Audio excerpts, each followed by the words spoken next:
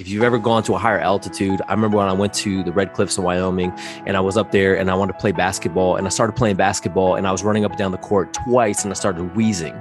And I was like, what is going on? And it was because I was at a higher altitude. That altitude, the oxygen was thinner. It was way more difficult for my body to be able to run like it used to at a higher altitude. And sometimes when you start to elevate your life, the struggle becomes real. Oxygen begins to feel like it's thin. It gets harder to breathe, and that's normal. And what most people do because of that is they retreat and they move back.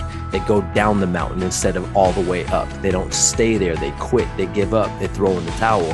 And so if you feel like right now you're at a place where the oxygen is thin, you're struggling to breathe, what I want to say to you is that's good. That means that you're elevating. That means that you're in a good space. Wow. Don't leave. Keep moving forward. The athletes that train at a higher altitude have way more stamina because they stay there and they train there. When you stay there and you train there, your body and your lungs begin to adjust so that it can handle that new level of altitude. If you don't do that, you'll never be able to carry that level of altitude and you'll never go any further. That will become the highest level you'll ever achieve, and that will be it. And you'll be one of those people talking about the good old days.